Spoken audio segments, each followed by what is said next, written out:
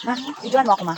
Yan, mahuli mo yan. Yan lang, yan. Sandali lang. Yan. Hihirapan mo ako, ma. Dalawang kamay ang huli mo dyan. Pag isa lang, tabog yan. Yan, yan, mataba yan. Yan. Yan, yan, yan. Good. Mataba yan. Yan, bitaw yan. Sikaran ka niyan. Maalis yan. May ulam na tayo. May ulam na tayo pang hapunan. Ha?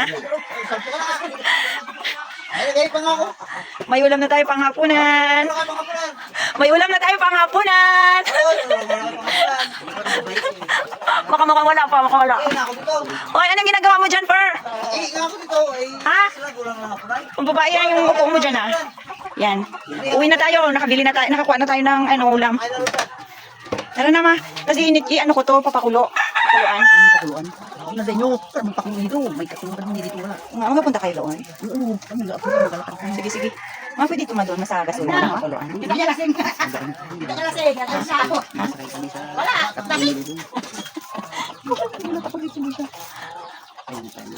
Ha? Yan na, dapat talian kasi ano siya maglipad. Kahit na nakatali yan pag lumipad. Ay, Ha? pag lumipad din mo rin mahuli. Very supportive mother yan, no? So, going home. Hindi kaya parang yan ang itlog-itlog. Anong luto kaya yung gagawin ko dito? Mukhang adobo or ano? Masarap magtinula ka, malasa ito. Oh, tinola daw yung gagawin natin dito, guys. So, kukuha tayo ng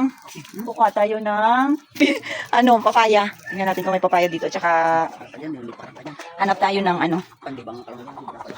Hanap tayo ng papaya. Malunggay. Malunggay. So, dito tayo, guys. So, yun. May nakita akong papaya dito, ma.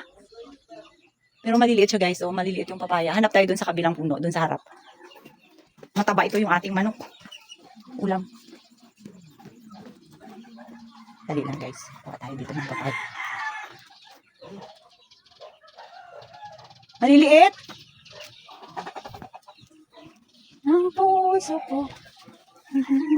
Lah, nagawa mo dyan, Dong?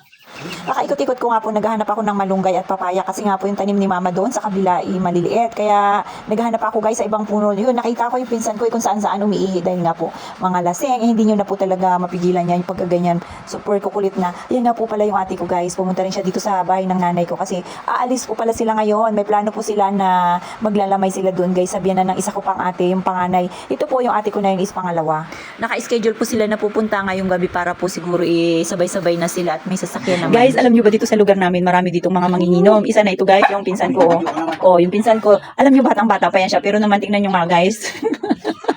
Hindi ko na nga lang papakita sa inyo yung tsura niya, guys. Kasi nga, dala ng sobrang, laging naglalasing. Tapos, guys, doon banda sa may part doon, guys. Dito sa may part sa kabilang side, yan naman, doon yung kapatid ko.